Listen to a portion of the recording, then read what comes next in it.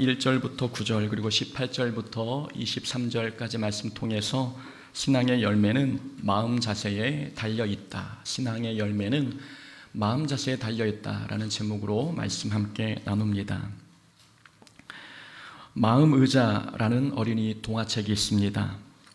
가끔은 어린이 동화책이 두꺼운 신학책보다 더 좋은 깨달음을 줄 때가 있습니다. 이 마음의자라는 어린이 동화책도 성인들에게 좋은 교훈을 주는 책입니다. 이 동화책을 잠깐 소개하면 이렇습니다. 초로라는 아이 마음에 의자 하나가 있었습니다. 한 벌레가 기어오더니 초로의 마음의자에 앉았습니다. 바로 공붓벌레였습니다. 공붓벌레의 또 다른 이름은 책벌레인데 그 책벌레가 마음의자에 앉자 초로는 학교 숙제를 하기 시작했습니다. 그러나 공붓벌레의 단점은 작고 힘이 없다는 것이었습니다. 힘이 없는 공붓벌레는 놀자 삼총사가 나타나자 마음의자에서 밀려났습니다. 놀자 삼총사가 마음의자를 차지하자 초로는 하던 숙제를 멈추고 놀기 시작했습니다. 초로가 놀고 있는 사이 하마 한 마리가 등장했습니다. 이름은 막 먹는 하마였습니다. 이름처럼 막 먹는 하마는 덩치도 컸고 먹을 것도 좋아했습니다.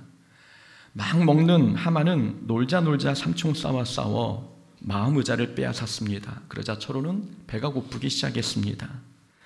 이렇게 초로의 행동은 마음의자에 누가 앉느냐에 따라 결정되었습니다.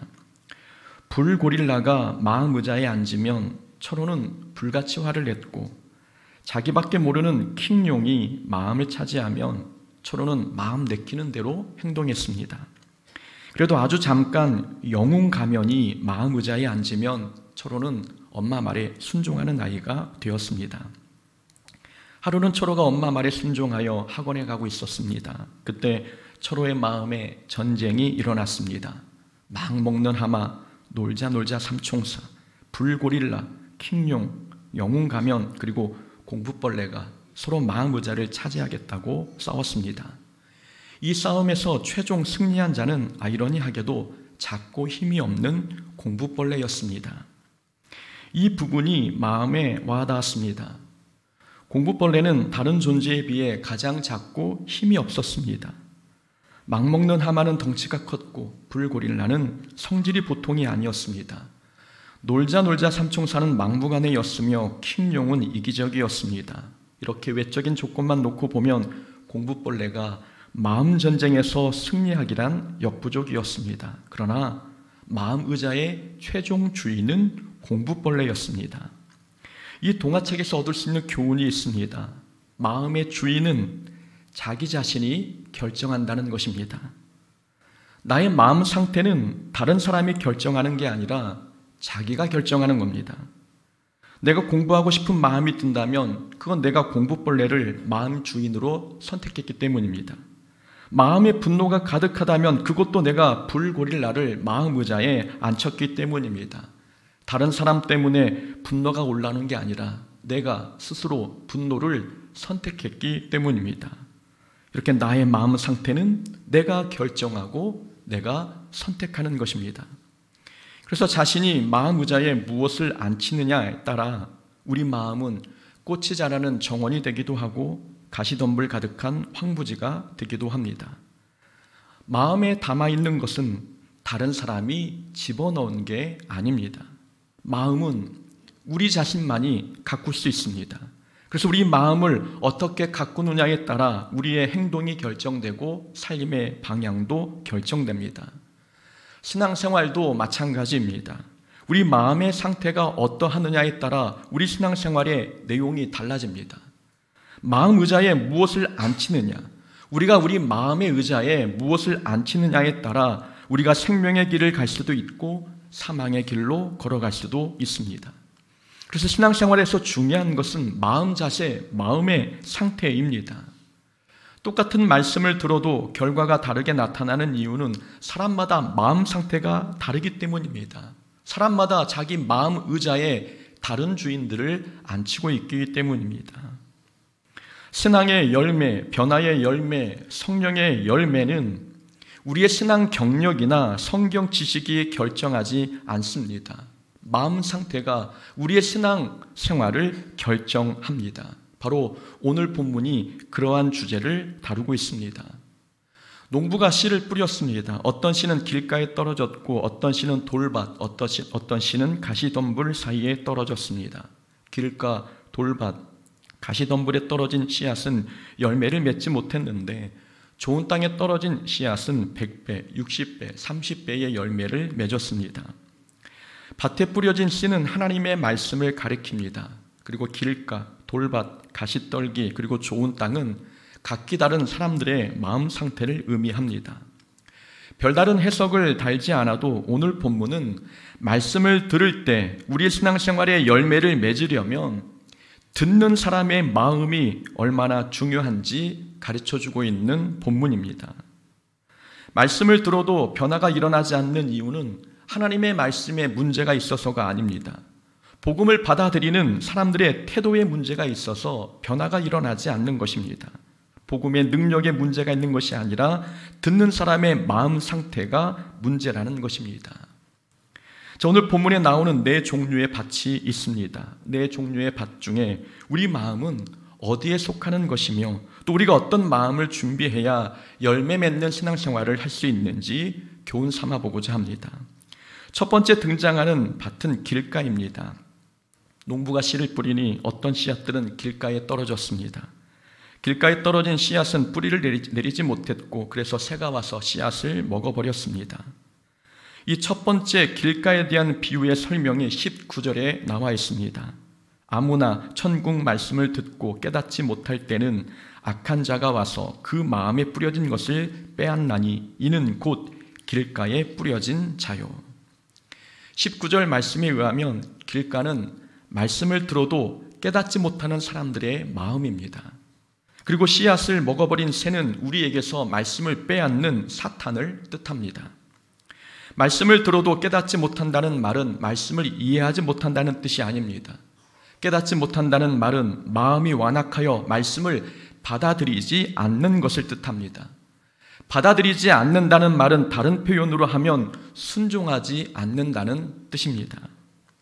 그러니까 길가란 말씀을 거부하는 마음, 그리고 즉각적으로 순종하지 않는 마음입니다.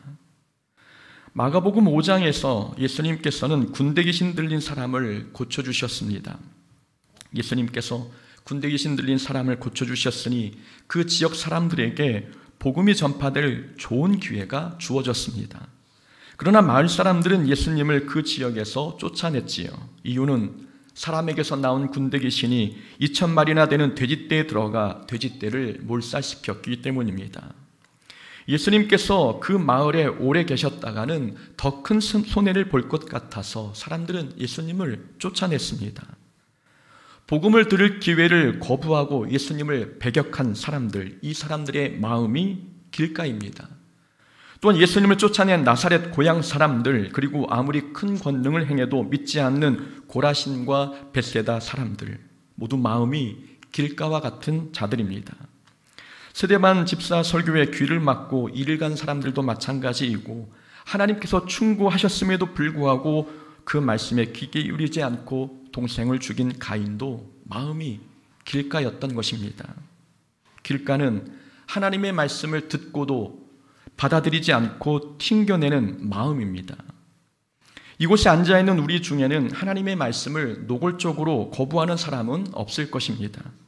그러나 우리가 순종을 뒤로 미룬다면, 말씀을 듣고도 즉각적으로 순종하지 않는다면 그것도 말씀을 거부하는 것과 같습니다. 나는 즉각적으로 순종하지 않은 것뿐이지 말씀을 거부한 것은 아니야 라고 생각할 수 있겠지만 그렇지 않습니다. 둘은 같은 것입니다. 즉각적으로 순종하지 않는 이유도 말씀을 거부한 이유와 같이 마음이 길가였기 때문입니다. 성경이 가르쳐주는 순종은 즉각적인 순종입니다. 지연된 순종이나 유보된 순종은 순종이 아닙니다. 요나 선지자는 하나님의 말씀에 즉각적으로 순종하지 않았습니다. 하나님께서 니느웨에 가서 회개를 선포하셨지만 요나는 정반대 방향으로 도망갔습니다. 그러다 나중에 하나님의 강권적인 이끌림에 의해 니느웨로 가긴 했습니다. 순종이 지연된 것입니다. 요나가 즉각적으로 순종하지 않은 이유는 거룩한 목적이나 뜻이 있어서가 아니었습니다. 하나님의 말씀이 자기의 생각과 달라서 순종을 늦춘 것입니다. 그러니까 지연된 순종은 겉으로 보기에 불순종이 아닌 것처럼 보이지만 그렇지 않습니다. 지연된 순종은 불순종과 같고 노골적인 거부와도 같습니다. 모두 마음이 길가와 같은 마음이었기에 말씀을 거부한 것이고 순종을 지연한 것입니다. 무서운 것은 길가와 같은 마음에는 사탄이 자유롭게 드나든다는 사실입니다. 19절에서 말씀을 듣고 깨닫지 못할 때는 악한 자가 와서 그 마음에 뿌려진 것을 빼앗는다고 말씀하고 있습니다. 말씀을 깨닫지 못하는 마음은 사탄의 표적이 된다는 말씀이지요. 우리가 하나님 말씀이 자기 생각과 다르다고 거부한다면, 그리고 여러 가지 핑계로 즉각적으로 순종하지 않는다면 우리 마음은 사탄의 놀이터가 될 것입니다. 길가에 새들이 자주 출몰하듯 깨닫지 못한 마음에는 사탄이 단골처럼 방문합니다. 선을 행하지 아니하면 죄가 문에 엎드려 있느니라. 하나님께서 가인에게 하신 말씀입니다. 죄가 문에 엎드려 있느니라. 죄가 문에 엎드려 있는 모습은 마치 굶주린 맹수가 먹이를 노리며 기다리고 있는 모습과 같습니다. 이렇게 사탄은 언제나 우리 마음 문 앞에 엎드려 문이 열리기만을 기다리고 있습니다. 우리가 말씀을 거부할 때, 즉각적으로 순종하지 않을 때 사탄은 그때를 기회 삼아 마음의 문을 비집고 들어가 우리 마음에서 은혜를 빼앗아 갑니다. 우리가 사탄에게 빈틈을 주지 않으려면 즉각적으로 순종해야 합니다. 말씀을 들었을 때 자신의 형편이 순종할 수 있는 형편인지를 생각하지 말고 말씀을 들으면 바로 아멘하고 순종해야 합니다. 순종이 지연될수록 마음의 빗장은 느슨해집니다. 이런 것이 사탄에게 여지를 주는 것이지요. 순종하는 사람들은 순종할 상황이 되어서 순종하는 게 아닙니다. 힘들지만, 상황이 안 되지만 그래도 순종하는 것입니다. 힘들어도 순종하니 하나님께서 순종할 힘을 주시는 것이고 그러면서 믿음이 성장하는 것입니다. 상황과 형편을 핑계 삼아 순종을 뒤로 미룬다면 그 마음은 자기도 모르는 사이에 새들이 날아다니는 길가가 되고 맙니다. 그런 마음에는 은혜가 오래 머물지 못합니다. 받은 은혜가 오래 가지 않는 이유, 교회 문을 나서면서 은혜가 고갈되는 이유, 모두 새들이 와서 받은 은혜를 빼앗았기 때문입니다. 우리의 마음이 길가와 같이 되지 않으려면 우리는 말씀에 즉각적으로 순종해야 합니다. 두 번째 밭은 돌밭입니다.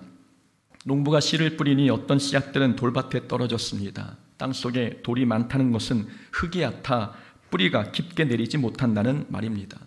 뿌리가 깊게 내리지 않으니 해가 돋을 때 그 식물은 말라 죽게 되는 것이지요. 돌밭에 관한 설명은 20절에 나옵니다. 돌밭에 뿌려졌다는 것은 말씀을 듣고 즉시 기쁨으로 받되 그 속에 뿌리가 없어 잠시 견디다가 말씀으로 말미암아 환난이나 박해가 일어날 때에는 곧 넘어지는 자요. 말씀을 듣고 즉시 기쁨으로 받되, 자, 마음이 돌밭인 사람은 말씀을 들으면 일단 기뻐합니다. 예배 시간에 은혜도 받고 신앙생활에 즐거움도 느낍니다. 그래서 겉으로 보기에는 믿음이 좋아 보입니다. 그러나 돌밭은 고난이 닥치면 신앙생활을 지속하지 못하고 시험에 듭니다. 즐겁게 신앙생활했던 사람이 환난을 만날 때 쉽게 넘어지는 이유, 바로 뿌리가 얕기 때문입니다. 그 속에 뿌리가 없어 잠시 견디다가 환난이나 박해가 일어날 때에는 곧 넘어지는 자요.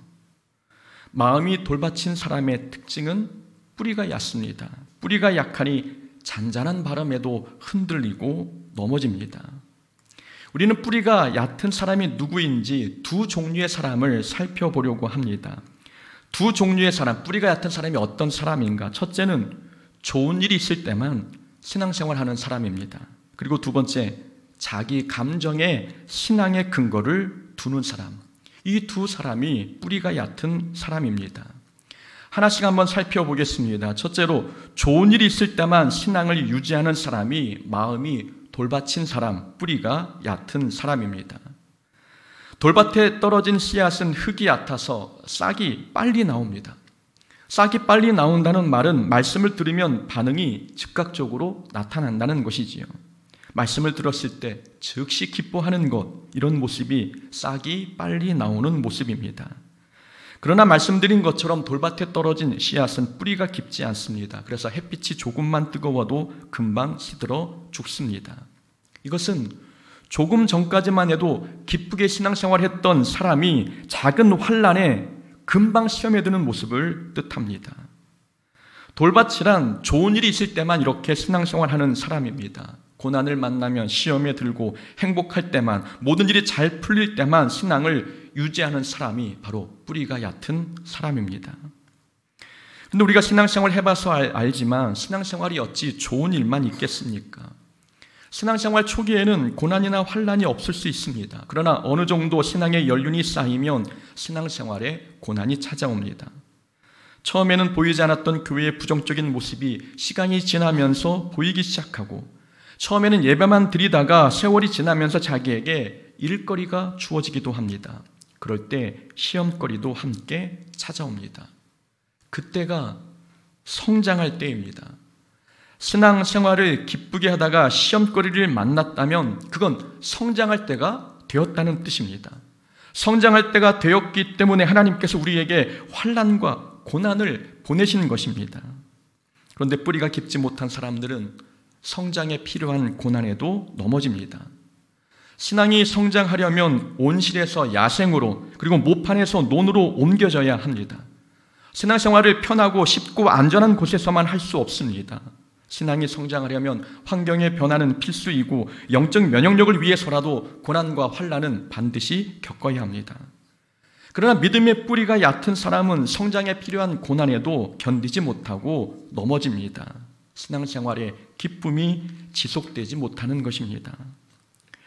6절 말씀을 다시 보면 해가 돋은 후에 타서 뿌리가 없으므로 말랐다는 내용이 있습니다. 돌밭에서 자란 식물은 뿌리가 얕아서 돋는 해에 죽고 말았지요. 전에도 설명드렸듯이 해는 식물이 자라는데 반드시 있어야 할 환경적 조건입니다. 해는 하나님께서 성장을 위해 준비하신 은혜의 선물입니다. 그런데 뿌리가 약한 사람에게는 하나님께서 베푸신 은혜도 시험거리가 되는 것입니다. 6절에서 말씀하고 있는 이 해가 무엇을 뜻하는 것인지 21절에서 설명하고 있습니다. 말씀으로 말미암아 환난이나 박해가 일어날 때, 식물을 말라 죽게 한 해는 말씀으로 말미암아 겪게 되는 환난과 박해라고 말씀합니다. 그러니까 뿌리가 얕은 사람은 말씀으로 말미암아 겪게 되는 환난 때문에 넘어지는 것입니다. 세상 일로 넘어지는 게 아니라 말씀 때문에 넘어지는 것입니다. 교회 박해 문제로 넘어지는 게 아니고 교회 일로 넘어진다는 말씀입니다. 교회 일은 신앙 성장을 위해 필요한 것 아닙니까? 말씀에 대한 순종도 신앙 성장에 반드시 요구되는 덕목입니다. 그런데 마음에 돌이 많아 믿음의 뿌리가 약하면 말씀 때문에, 설교 때문에, 그리고 교회 일과 자기 사명 때문에 시험에 듭니다.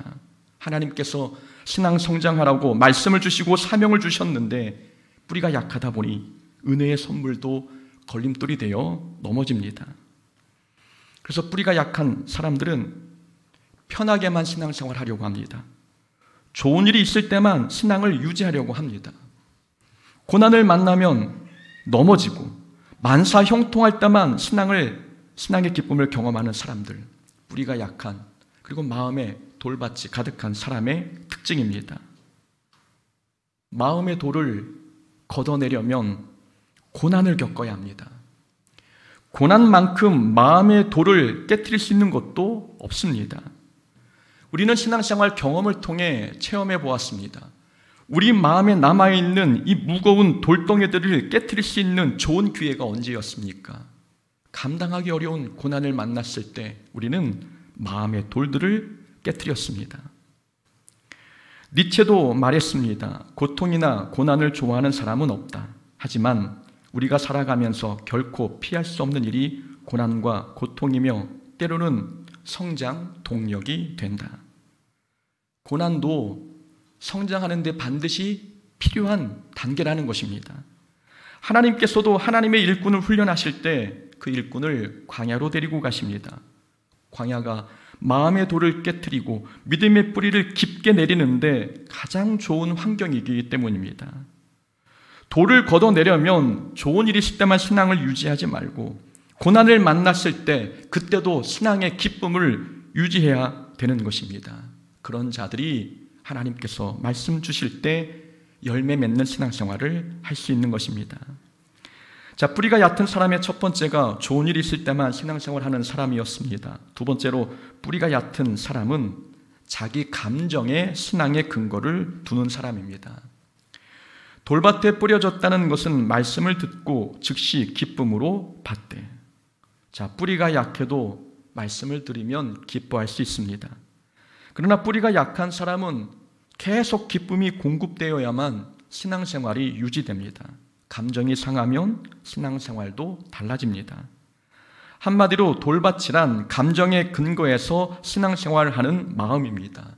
감정주의 신앙은 뿌리가 깊지 못합니다. 어떤 사람은 감정 기복에 따라 신앙의 열심도 달라집니다. 그러나 어떤 사람은 감정의 영향을 받지 않고 기쁠 때나 슬플 때나 신앙생활이 한결같습니다. 신앙생활이 한결같은 이유는 신앙의 뿌리가 감정이 아니라 하나님을 향한 지식과 믿음에 뿌리 내렸기 때문입니다. 과거 80년대 한국교회는 부흥회나 기도원 집회 문화가 성황했습니다. 교회 부흥회나 기도원 집회에 가보면 대부분 북을 치면서 뜨겁게 찬양했고 통성기도도 했습니다. 그러면 마음이 뜨거워지고 감정이 북받쳐오르는 느낌이 듭니다. 그럴 때 많은 사람들은 산이라도 옮길 기세로 하나님께 헌신하기로 서원했습니다. 그러나 집회가 끝나고 일상으로 돌아가면 북받쳤던 감정이 풍선에 바람 빠지듯 사라집니다. 그러면 사람들은 그런 감정을 다시 느끼고 싶어서 기도원이나 부흥회를 찾아다녔습니다. 북받치는 감정을 계속 느끼고 싶어서 이리저리 찾아다니는 모습, 그런 모습이 감정에 치우친 신앙생활입니다. 물론 한국교회가 그런 과정이 있었기에 성장한 것도 있습니다. 그러나 거기에는 발생하는 문제도 많았습니다. 그래서 90년대에 접어들면서 한국교회는 말씀 묵상이나 제자 훈련에 집중하기 시작했습니다. 감정주의 신앙에서 말씀 위주의 신앙으로 탈바꿈하기 시작한 것입니다. 신앙이 건강해질수록 사람은 이성적으로 변합니다. 이성적으로 변한다는 말은 자기 지식이나 머리로 신앙생활하는 것을 뜻하는 게 아닙니다. 이성적이 된다는 말은 신앙생활에 분별력이 생기고 삶의 판단력이 명확해진다는 뜻입니다. 그래서 이전에 설교했을 때 성령 충만이란 이성 충만이라고 말씀드렸습니다. 정신이 혼미해지는 게 성령 충만이 아니라 정신을 똑바로 차리는 게 성령 충만이라는 뜻이었지요. 감정 충만이 아니라 이성 충만, 곧 감정주의 신앙에서 분별력 있는 말씀 위주의 신앙으로 발전해가는 것이 성령 충만입니다. 그런 현상이 마음의 돌밭을 걷어내고 뿌리가 깊어지는 신앙입니다. 신앙의 기쁨은 즐거운 일이 있을 때만 경험하는 게 아닙니다.